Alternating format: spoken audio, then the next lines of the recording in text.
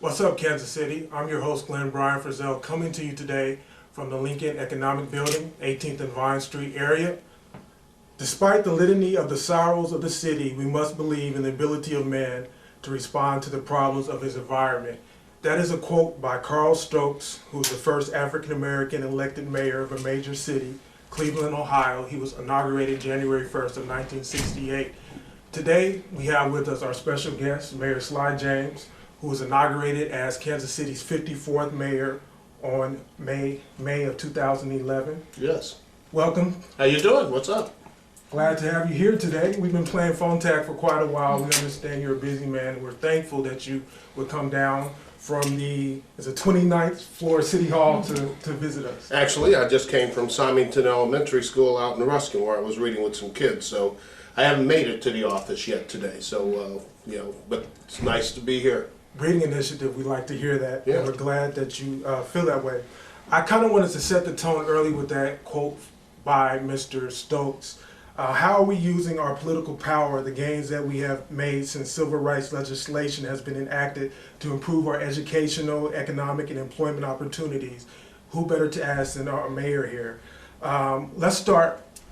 Sunday, we had an article in the paper. Mayor Cleaver spoke out about the 18th Vine area, disappointment about its development not taking off as quickly as some of the developmental corporations would hope for. What is your assessment of the area, and what is the solution? How do we move forward in getting 18th and Vine back? Well, the area is clearly underdeveloped. There's not nearly enough retail, but then again, retail usually follows residents. You have to have a certain amount of density in order to support retail. There is not enough density here at this point to do that, and that's unfortunate. I think one of the problems with the 18th and Vine area has been that there has never been a cohesive leadership group that shepherds things around. We have two different development groups vying for the same space. That's not going to work. Somebody has to be the sole developing agency, and they have to be held accountable for what they're doing. When you're splitting that power, that authority, that reach into two, then you're going to have conflicts, and conflicts are things that developers shy away from. They're not going to come and put money into a place where they think that they're going to have to fight one side or the other to do it. So in order for this to move forward, the 18th and Vine area to move forward, there needs to be clear, consistent, good leadership on the development end with a plan. It's not going to just grow up. You have to have a plan. You have to figure out what do we need to do strategically to put something here that will attract something else, that will attract something else. And all simultaneously have to build up the residents. You have to have people living in the area to support the retail. If we can do those types of things, 18th and Vine will be exactly what it was meant to be, which is a cultural center and an economic center. But until that happens, it's going to struggle. It's going to struggle, Yeah. but you do believe that it can be a strong economic and retail hub of Kansas City, Missouri. I believe it can be as strong as it wants to be, but like I said, it's going to take consistent leadership forcing and working on a consistent and well thought out plan to strategically develop. You're not going to attract money to the area when there are two groups vying for authority and power over that area. There has to be one group that's in charge, Okay. in my opinion. I understand your opinion. Mayor James, earlier I said you are the African-American mayor. That is kind of a stereotype, not a stereotype, but that is limiting. You are not just African-American mayor, but you are the mayor of Kansas City, Missouri. True. I'd like to ask you a little bit about race in this particular discourse. Mr. Nelson, who is the executive producer of Cascade Sports, Cascade Media, talks to us about the difficulty he has in getting black consumer dollar in the media in terms of getting major corporations to invest in this particular project. We're not mainstream media. We don't necessarily cater to Susie and George. We have a particular audience, a particular niche. What do you believe as a businessman is the responsibility of the African American in terms of consumer dollar? Should we support businesses? Should we support corporations that don't invest in our communities? And we do. You ride down the street, you see people buying luxury cars, you see people shopping at places that don't necessarily have it among their first interest to invest in, and I say the black community. What can we do as a solution to target these particular corporations, target these particular boards to get them more interested in supporting the African American community? That's an interesting question, and one that I'm not sure that I have an immediate answer for. It's awfully broad. I think basically money goes to where money can make a profit. That's always the case. Profitability is always at the mind of most businesses. Obviously, if you don't make enough profit to sustain yourself, then you'll quickly be out of business. In terms of consumers and how they spend their dollars, it's not unusual for there to be buy African American, buy local, buy U.S. Things. But the problem is that people are going to spend their money where they think they get the best value for their dollar. That's true of African Americans, that's true of white folks, that's true of Latinos. And they're going to spend, if you've got $1 that can buy 10 things over here that will serve your purpose versus 5 over here that serve your purpose, generally you're going to go buy the 10. Secondly, it's got to be a certain amount of availability. If there's products that you're selling that are not readily available, then you're going to generally go where they are readily available. You're going to go to a grocery store as opposed to a place that only sells tomatoes because you have more availability, more variety. I'm not exactly sure how to answer your question because I'm not exactly sure where you're heading with it, to be honest, but I don't know. It's a pretty broad question. Yeah, I'm not exactly sure where to go with that. Let me ask you in terms of you, Mayor James, you have garnered a significant amount of distinguishability.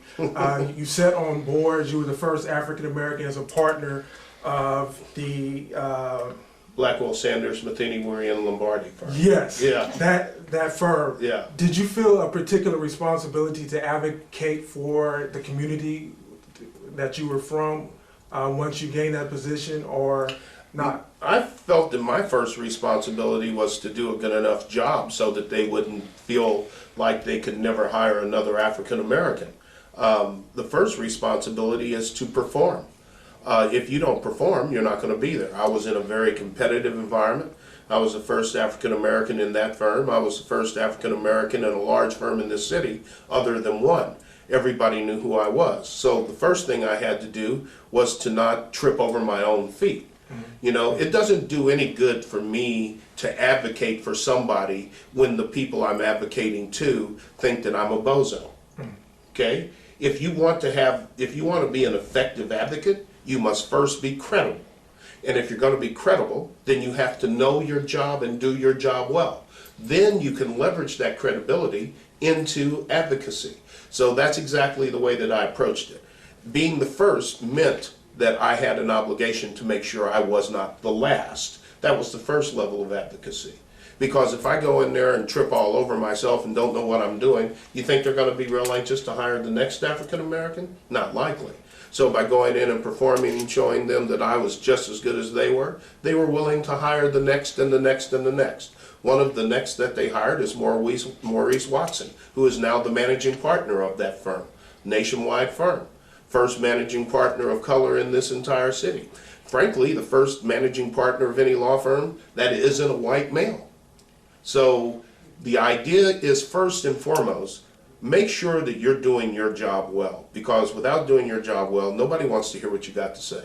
You know what I'm saying? We're not questioning your competence. Oh, no, it's not a matter. You asked about advocacy, Yes, make sure and I'm you telling do you your how job. you get to do it, to be an advocate. Okay. If you are going to be an advocate, you have to be credible. Nobody's going to believe you if you're not. So you have to have your professional life in order.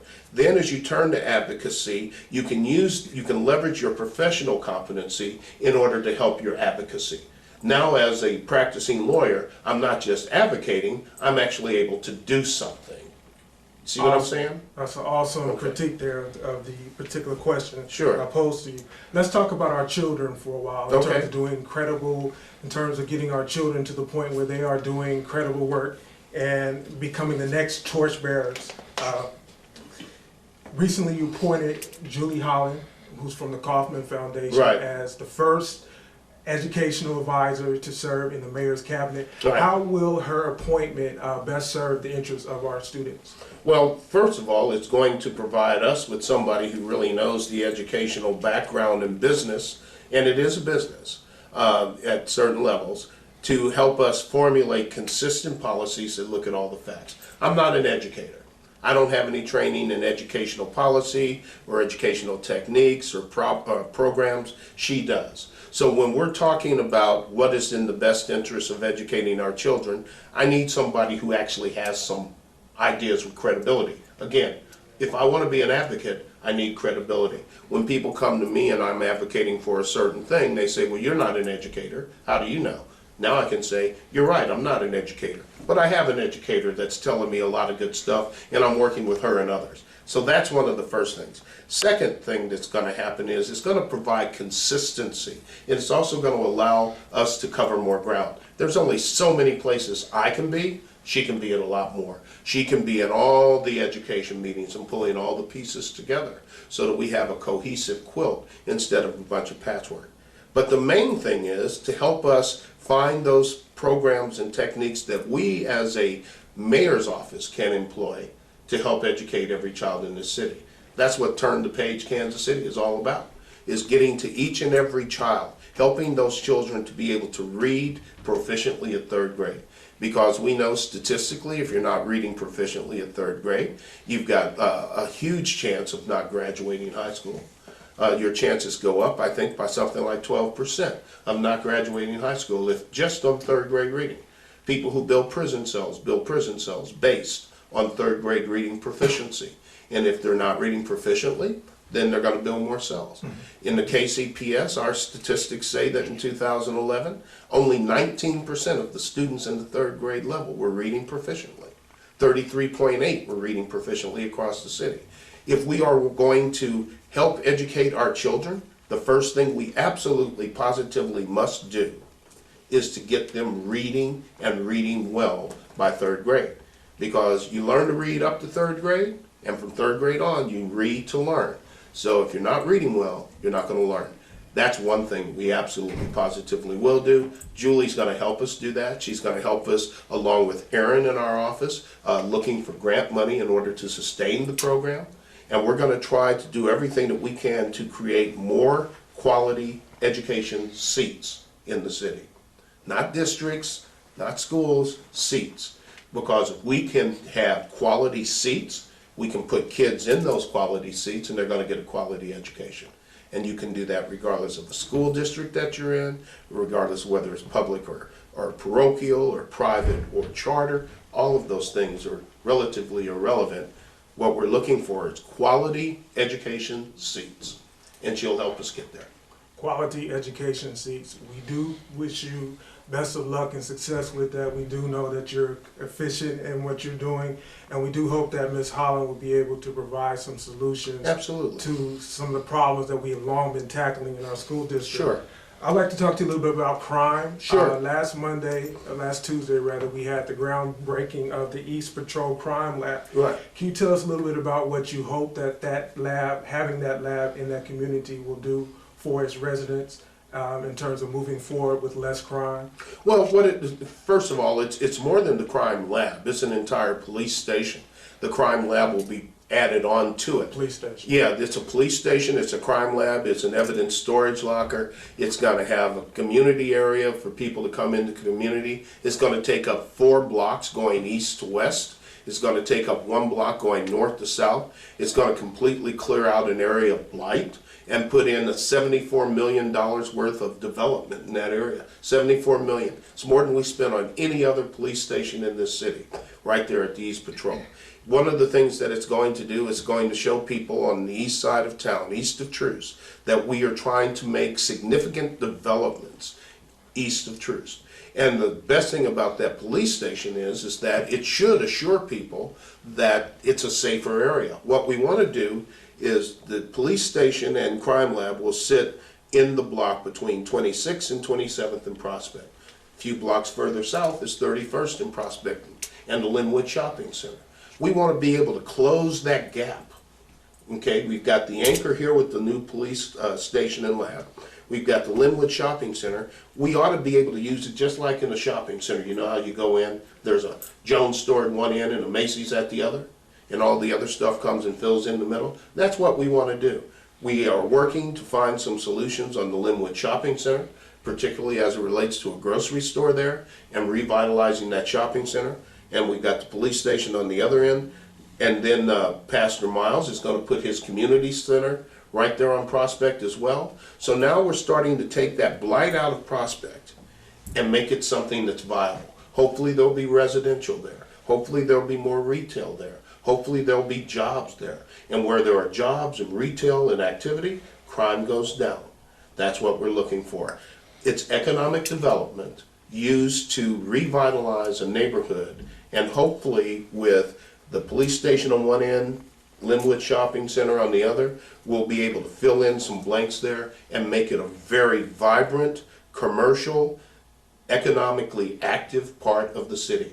We want that part of the city to become self-sustaining and develop. We want people to move there. We want residences to be built there, whether it's multifamily, apartments, or single family, so that we can then use those funds to help revitalize the adjacent neighborhoods. That's what it's all about. And when you look at it, you also have to look going further west, because further west, then you've got the Beacon Hill area. Beacon Hill is coming back. Lots of houses being built over there. We've got the UMKC and med school housing going in there. We've got a grocery store that's being planned, the urban grocery store that's going to go in there. So we've got something on the west, now we got something on the east, now we can start trying to do something east and west too. That's what it's all about, is trying to strategically find ways to anchor and put in economic development so that you can then build between those 2 points. Like I said, money attracts money, development attracts development. And that's what we're trying to do. And it will have an impact on crime. I mean, think about it. You got a lot of cop cars running around there. It's going to probably keep some of the people that are criminals away. At least I hope so. Well, you have more opportunities to shop, to retail, to talk to your friends, to feel safe. Of course, the crime rate should go down. We're behind you on that. We want people to be able to use every part of this city. We believe that there is no part of this city that should suffer from a lack of development. We're trying to find ways to develop every part of the city, and one of our biggest priorities is East Troost, spending a lot of money on that crime, on that police station, but also a ton of money on residential and neighborhood construction as well. Well, let me go ahead and ask you, what challenges have you faced in completing this project? Well, one challenge that we have is a lack of capacity, and by that I mean that we don't have nearly enough developers in the African American community who have the funds and the experience to develop. So we have to find ways to build that capacity.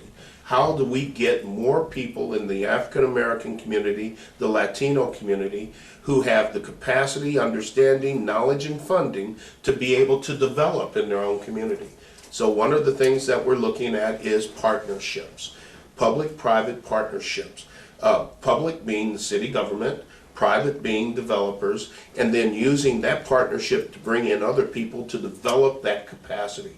So that 10, 15 years from now, there will be people who have, through past deals, learned the ropes, squirreled away enough money to be able to finance deals and do things on their own. We're already starting to see some of that. There's some great young people out there doing stuff. There's a guy who's out rehabbing houses in the inner city, doing it on his own, came out of the block school down at UMKC. Young brother out there doing that, buys a bunch of houses, rehabs them, puts them on the market in a very unique way so that they are available. And then as he's doing that, it's kind of an assembly line thing. He's got a crew, goes from house to house to house. You got the sheetrock crew goes and does all the houses. You got the roofing crew does all the roofs.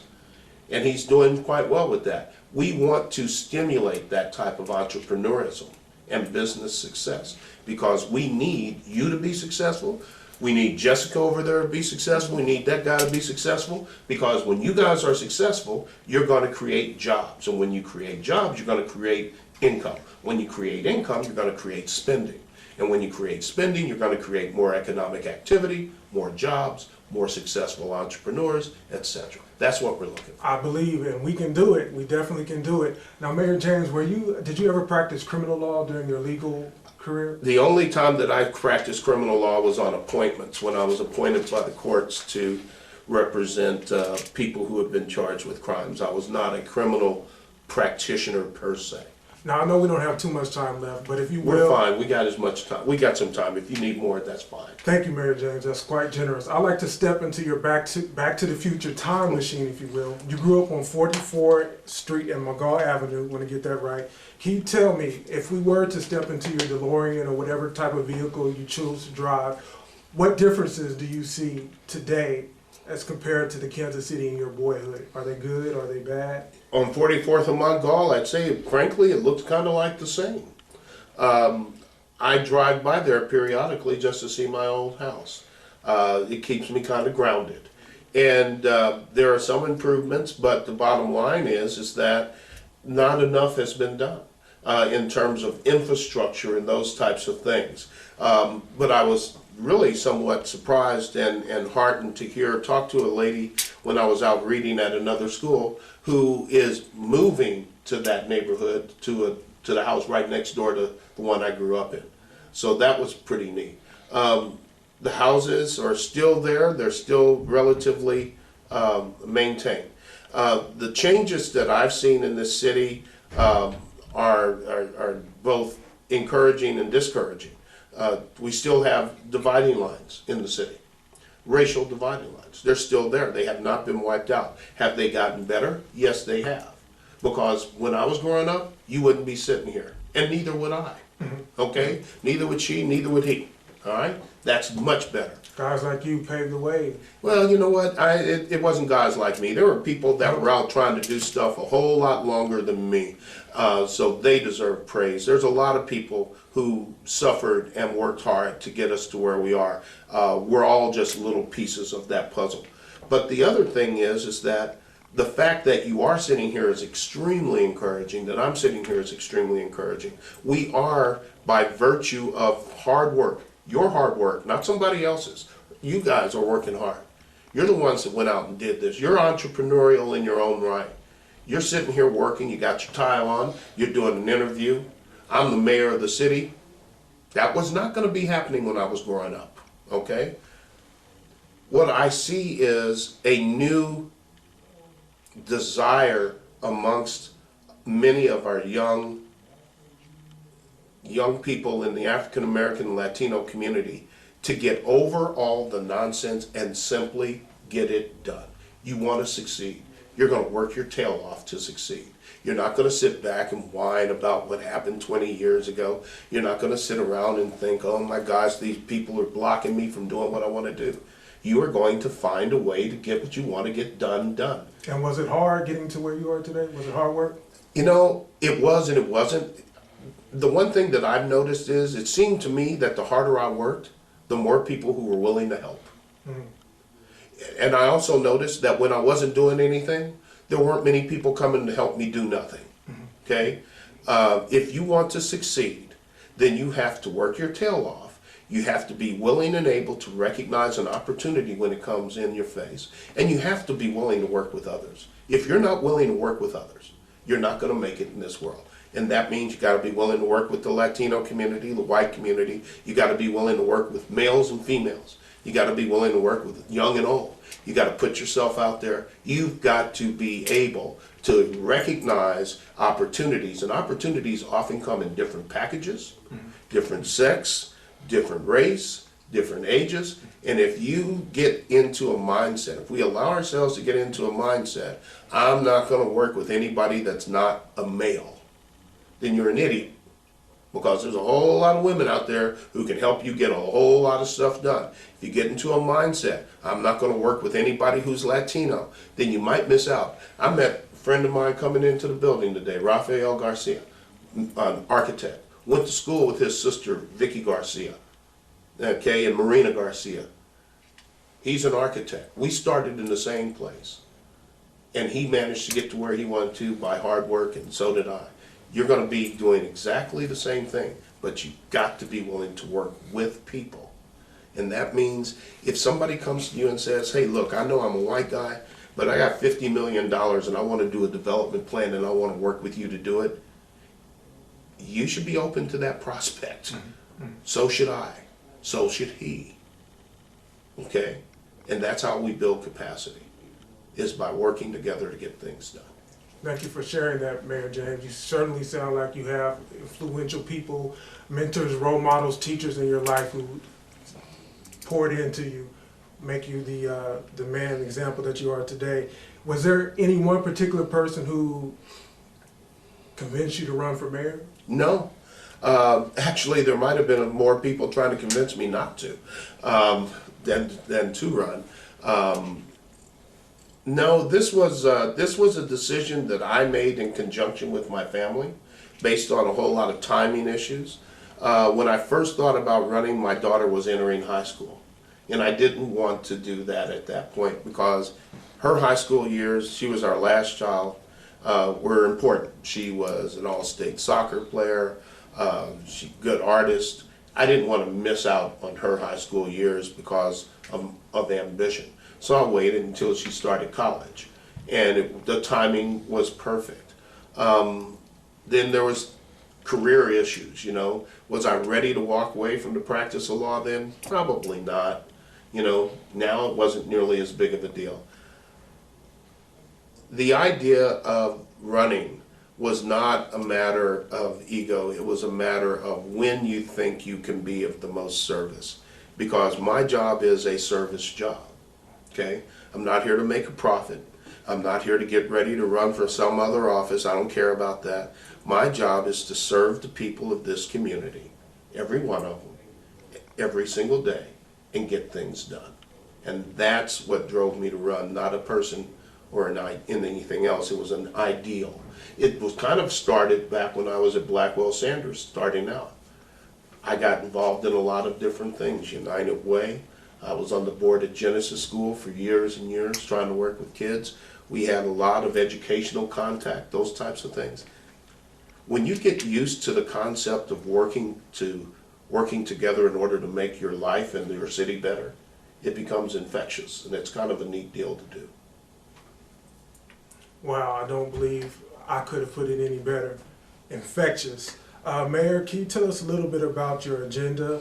Enforcement, employment, efficiency, and education. Sure. Especially efficiency. I suppose that means tax funds are going to where voters approve for them to go? Well, not really. Efficiency is really more how government works. That's what we're more directed towards.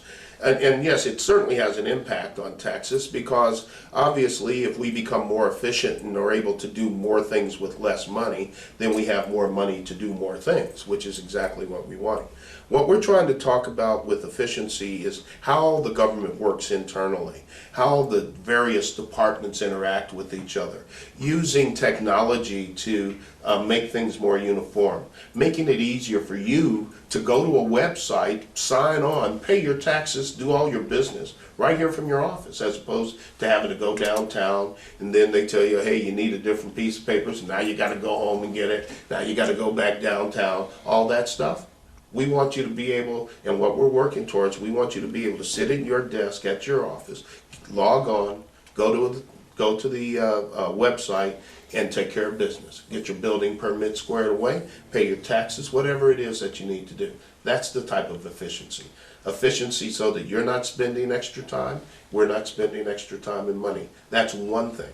The other thing is, how do we deliver services? Is there a better way to pick up garbage? How about snow removal? Can we do snow removal better and faster and cheaper? Those are the types of efficiencies that we're trying to build in. Now, employment is exactly what it says it is. How do we create jobs in this city? And it used to be that you go out and you try to get the Ford plant to move to Kansas City or the Chevy plant or whatever. Those days are kind of gone. There's only so many Ford plants you're going to have.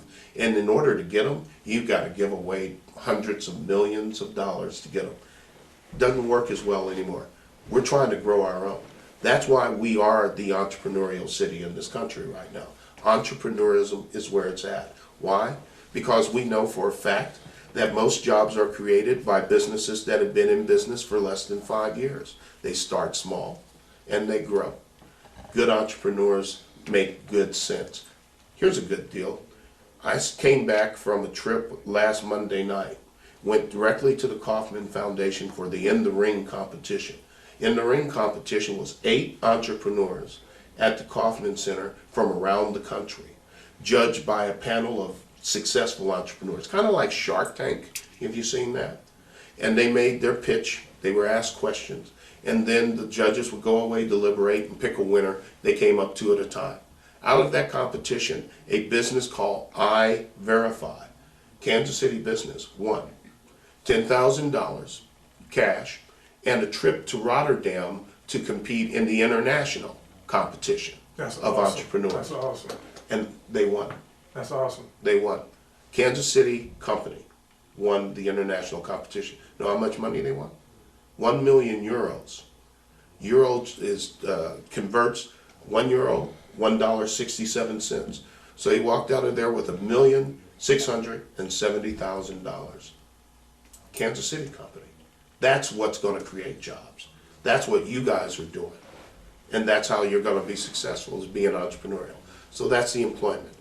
The next thing, enforcement, that's crime. What are we doing about crime? Crime is a very insidious problem. It grows up where you can easily predict it. It grows up in areas where there's low jobs, where there's low education, where there's poverty, where there's no hope, and where violence is accepted by the people who are victims. So what we're trying to do is Kansas City No Violence Alliance, KC Nova. It is a program that's a partnership, collaboration between my office, Jackson County Prosecutor, Kansas City Police Department, Federal Bureau of Investigation, Alcohol, Tobacco, and Firearms, Probation and Parole, UMKC, U.S. Attorney's Office. We're all in this group together. And what we've done is using technology and analytics, been able to identify the people who are involved in most of the violent crime in this city. And they have 2 choices after being identified. Come in, quit, we'll help you with services, job training, whatever you need in order to get your life right. If you decide you don't want to do that, then we're going to arrest your butt and put it in jail. Those are your Choice choices. number 1. I think most smart people would. Choice number 1. Most smart people would. On the other hand, not everybody's going to do that. So we have to do what we have to do. We need to get our violent offenders off the ground. It's a relatively new project. It's going to take some time for it to grow. But if we stick with it, we're consistent, and if we recognize things that need to be tweaked or adjusted and make those tweaks or adjustments, we're going to be fine over a period of time. Other cities who've done similar things have seen a decrease in their violent crime. That's what we're after, decrease the violent crime. Then the last one is we got employment, enforcement, and efficiency. The next is education. The way that we're attacking education from my office is with our Turn the Page program, trying to get every child in this city reading proficiently at 3rd grade, trying to support other groups that are doing some reading things, but other groups who are trying to make significant changes in education, trying to work with other schools to make sure that they are producing quality seats that are open to kids in this city, so that regardless of where you live, you should be able to find a school that you can go to that has a quality seat, so you go there and get the best possible education. And to support the public school system to make sure that they're increasing their quality seats. That's our agenda. Those are the 4 things that we spend the most time on every day. Thank you for sharing that with us. I have one other thing. I was Sure. reading an article recently on the national level about the middle class is shrinking. Certain jobs in the middle class sector aren't coming back. Therefore, the middle class communities in cities all across the country are shrinking. What is on your agenda, if anything, to help that middle class, to help that Happy Days lifestyle, to help that, I don't know, Laverne and Shirley lifestyle where you would work hard and you would leave something for your children? Everything on our agenda is designed to do exactly that. You have to have the right education to be able to succeed in this economy. One of the reasons the middle class is shrinking is because education is at the key of everything. You know, it used to be when I was growing up, you ask about changes in time machines. When I was growing up, it used to be that you could finish high school, you could go get a job at the Ford plant, and you could work there for 20 years and you could support a family of 4 or 5 very well. You know, what, you weren't getting rich, you weren't going to be buying new Cadillacs and all that nonsense, but you could send your kids to school, they would have nice clothes, you'd have a good house, good food, take a vacation every now and then. That was something that you could do with a high school diploma. You can't do that anymore. You want to get out of poverty anymore, you have to educate yourself out. Or you have to entrepreneur yourself out, come up with an idea that all of a sudden gets you out. But at the end of the day, education is the surest and most consistent way to raise your plight up from poverty to something better than poverty. Education is absolutely key. How many crimes, how many murders were committed last year that involved PhDs and master's degree students in Kansas City? What do you think? On I don't know. Probably not many. I'd say none. As a matter of fact, if you look at the latest round of shootings, I would be willing to bet you that everybody involved in those shootings, maybe 10% of those people graduated high school. You might have a bet there, man. Okay? When you don't have a way out, you don't care. If you don't value your life or think that your life has meaning, why should I care about your life? Okay? And if I don't care about my life or your life, then it's easy for me to take it. And I don't care if I go to jail, my life ain't worth anything anyhow. Heck, I'm probably sitting around telling my buddies that I'm not going to live past 30 anyhow, because you have no hope. Education can give you hope. If we educate our children to the maximum, they will have options. And options are what we all want. You don't want to be told that there's only one thing you can do. You want to be able to grow up thinking, I can do whatever I want to do. And education opens those doors. So that's one thing. Keeping the crime down. You know, we need middle class people in our neighborhoods. And they're not going to come to a neighborhood where there's crime ridden and they're afraid. But think about this. Are you, as a person, going to move your family to a neighborhood where the schools don't work? Not very likely. Okay, if you have a child, Jessica, if you have a child, where are you going to go? You're going to go where you can put them in a good school, right? Right. That's what every real estate person does. Hey, come look at the houses we're selling over here. You got children? Yeah. Well, you need to come over here. Why? Because they got good schools. Every time. And that's why we lose people. Because they think that our educational options are poor. So as soon as they have kids, they move. And when they move, they leave behind homes that other people who have kids aren't going to buy because of the same reason. So what happens? You get vacant houses, or you get an older population in that neighborhood. They are not less able to take care of the property. They have less money. Property starts to go down. Now you got a problem. You put a brand new school in there, or a good school. Doesn't have to be brand new. Put a school in there and be able to tell people, this school has the best test scores in the state. You don't think people are going to move to that neighborhood to go to that school? They sure will. That's what everybody does. That's how Johnson County got its big claim to fame. They started telling people, we got better education in Kansas City. People moved there in droves. Blue Springs, Lee Summit, same thing. Okay? Education. If there's one thing that we can do to increase the middle class in the long run, educate them so that they can take the jobs that need to be taken down the road. All right, that's one thing. The other thing is make life safe so that people can do it. But the economy has to pick up as well. So there needs to be more jobs. And there needs to be more jobs that people can do. So, but then again, if I am a entrepreneur in the technical space and I need 50 people who know how to code, They have to be, better make sure they're educated so where they know how to. You're very passionate about education, Mayor James. because education, you're an educated man? Where'd you go to school? I went to school at Howard University. Okay, did it help? It very much so did. Jessica, how about you? Yes, I'm a educated. I have a bachelor's from Friends University. Went to Top Kansas. How about you? Friends University. I went to the military, I was in the Navy, and I also went to Southside Community College in Virginia. I love the Navy, man. I was a Marine myself. How about you? I went to Morehouse College in UMKC. So I'm sitting here with 4 college graduates? 5, whatever, 6. You don't think that that's giving you options? You don't think that's improved your life? Now let me ask you, you have friends and buddies that you grew up with that didn't finish high school? Yes. What are they doing? You hear about them every now and then, and you hope that they're doing all right. Okay? But they're not sitting here with a tie on, interviewing the mayor. And you're a young man, so maybe in a year or two you'll be sitting around interviewing the president. You never know, right? You've got options. Education had a big impact on the lives of everybody in this room. Why would it be any different for any other kid? That's especially true as technology increases geometrically.